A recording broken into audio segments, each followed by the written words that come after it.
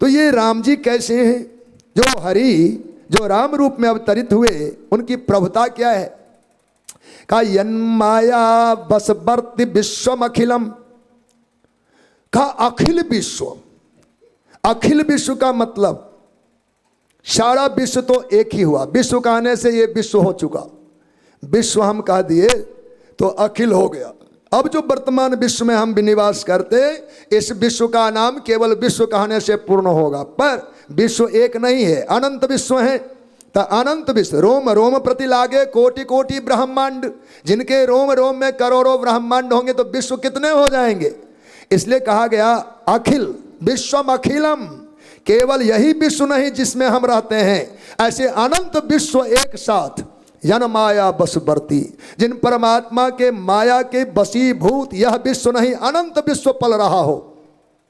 कहा केवल विश्व ही नहीं, ब्रह्मादि देवासुरा, ब्रह्मा शिव आदि और सभी देवता जिनके माया के अधीन हैं, जिनके तंत्र के अधीन हैं, जिनके सत्ता और शासन के अधीन हैं। फिर कहा जत सत्वाद मृषैव भाति सकलम रज्जौ यथा हिर्भ्रमः, उन परमात्मा के त्रिकाल सत्ता और सत्यता के कारण मृषा हो करके भी, चूंकि जगत के लिए लोगों ने, पूर्व मनुष्यों ने, किन्हीं ने सत्य कहा, किसी ने असत्य कहा, किसी ने सत्य असत्य कहा, तो बहुत सारे चिंतन हैं अध्यात्म में, तो हम उधर नहीं जाएंगे मतवाद की ओर। पर जत सत्वाद मृषैव भाति सकलम रज्जौ यथा हिर्भ्रमः, सज्जनों जिनकी सत्यता के कारण आज यह सारा विश्व सारा जगत सत्य भाषित हो रहा है। जैसे रस्सी में सांप की भ्रांति, सांप है नहीं पर रस्सी के टेढ़े होने के कारण सर्पवत भ्रांति होती है, ऐसे जगत की सत्ता को भी कहीं कहीं असत्य ही मान करके कहा यह सत्य क्यों है? तो जत सत्वाद, जिनकी सत्यता के कारण। अब अभी गंगा के किनारे हम सब आए हैं, शाम में यदि दीपमाला व आरती आदि माँ गंगा की हम देखें, उस समय आप क्या पाएंगे?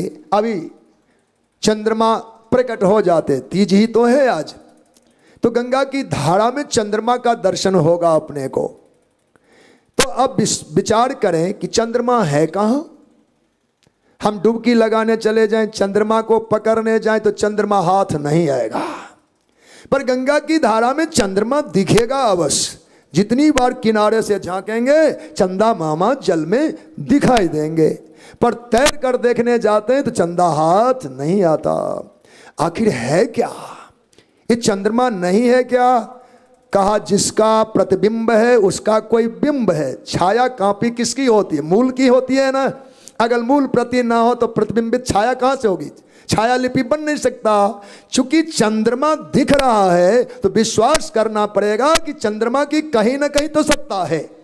अगर गलती से आपने आंखें ऊंचा किया, आकाश की ओर झांका, तो आकाश में चंद्रमा का स्वरूप दिखाई देगा, और जो चंद्रमा आकाश में बिंबित हो रहा है उसी का प्रतिबिंब गंगा की प्रवाह में हमें दिखाई देता है। इसका मतलब हुआ क्या? चंद्रमा सत्य है, और सत्य के प्रभाव से गंगा जल में दिखने वाला चंद्रमा भी सत्य है। ऐसे जगदात्मा नारायण श्री सीताराम सत्य हैं, राधा गोविंद सत्य हैं, लक्ष्मी नारायण सत्य हैं, और उनके सत्य होने के कारण मिथ्या जगत भी हमें सत्य प्रतीत होता है। बोलो भक्तवत्सल भगवान की जय।